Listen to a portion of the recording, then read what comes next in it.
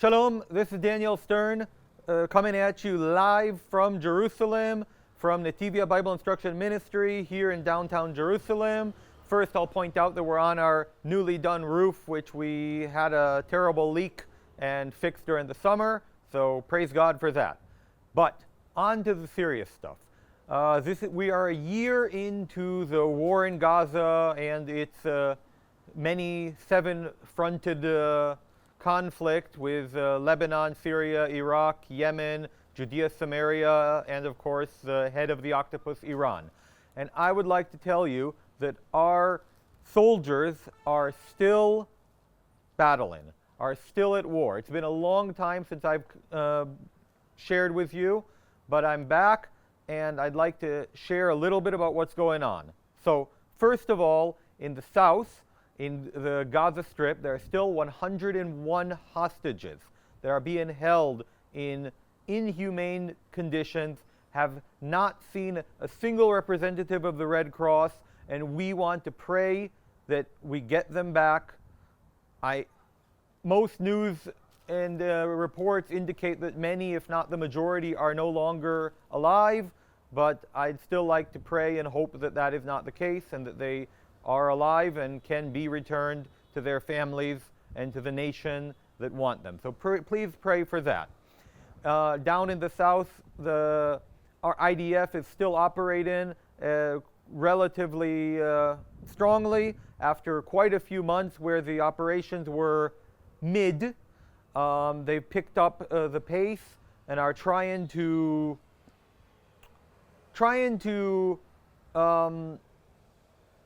move and control the terrorists' abilities Hamas's abilities to restructure and keep on holding on to power. As you know, for many, many months, we let hundreds and thousands of trucks of aid and oil and gasoline into the Gaza Strip.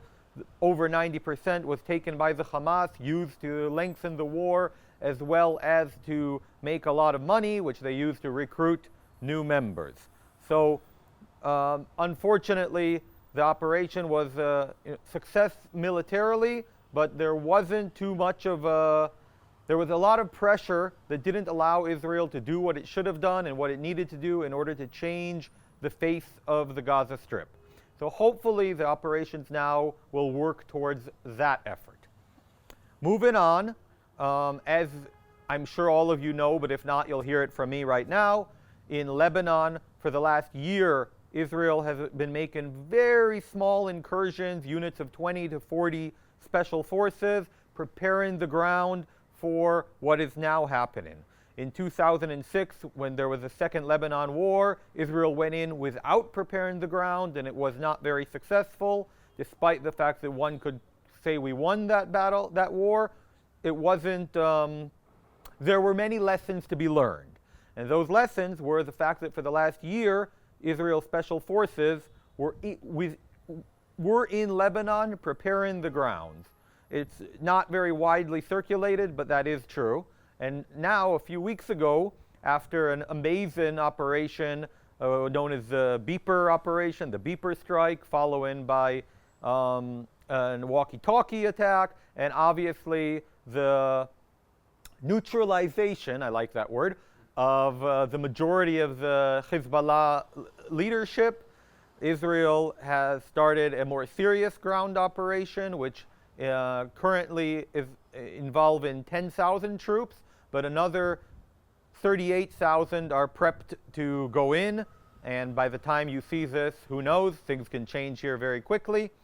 On that note, two of Netivyah's staff members and many, many members of the Messianic body in Israel, but two of Netivyah's staff members are in combat units, as you know. Yuda, the pastor, the rabbi, and Nir, our media director, are both in units in the north and have been serving since September. They were supposed to end their service, one of them today and one of them at the end of the month. Both have been the services have both been extended for obvious reasons. As I obviously don't know this, and so don't quote me on it, but I'm assuming that sometime in the very near future, once again, maybe by the time you see this, they will stamp their borders, their passports. But again, that's a term that's used here jokingly. Anyways, so the army is amassing 38,000 troops on the border with Lebanon. Now, why is all this happening? Well, for the last year, Hezbollah has shot 11,000 rockets into Israel, along with drones. They've been relatively successful in the targets, not from a civilian loss of life, even though there have been, but more from their selection of military intelligence targets, radars and early warning systems. That's been relatively successful.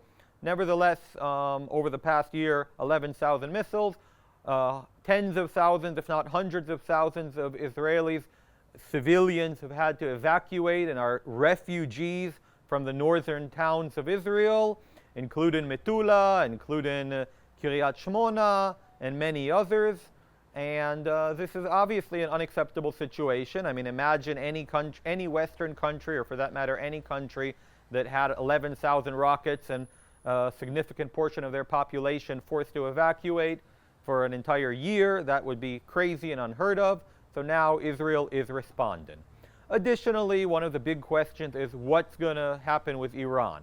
Well, a few days ago, Iran sent nearly 200 missiles to Israel.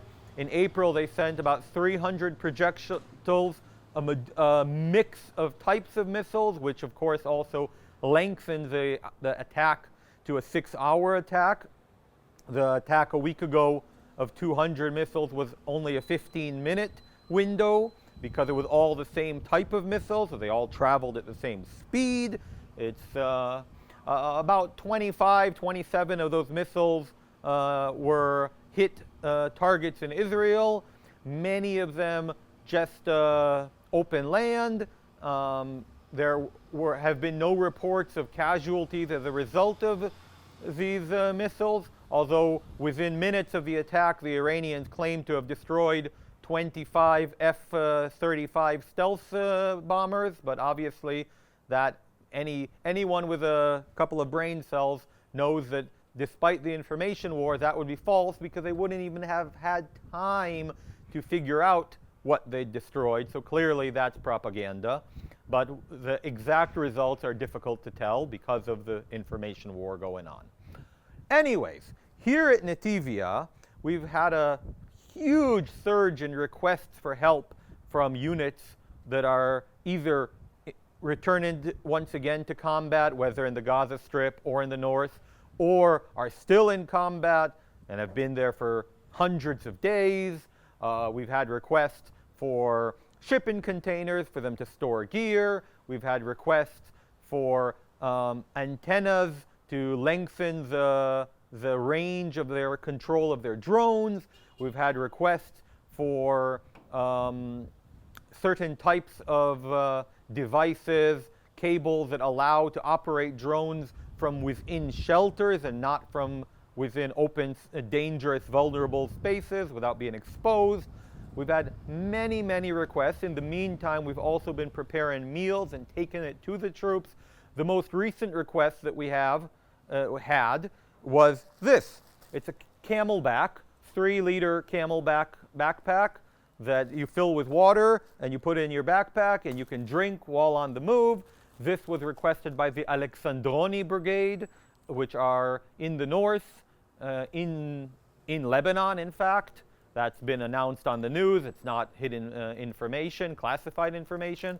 So today, within a few minutes, hours, a soldier's wife is going to come and take these Camelbacks that we bought for the unit at their request and will drive it to her husband who will meet her in the north. So, and this is due to the support that you have been providing for Netivyah for over a year. For over a year, you have been supporting us. This is not a sprint. This is a marathon. And for over a year, you've been supporting us. And there's been a great surge in the requests. And now is one of the reasons you haven't seen me for a while is because we wanted to wait and be prudent with the resources that you and God gave us, and now is the time. Now is the time to once again help Israel and help the IDF do what it needs to do. So, I'm asking you to prayerfully consider support in Israel, obviously, politically, with your friends, with your neighbors, sharing the news, sharing what's going on, but consider other ways to support. Thank you, and God bless.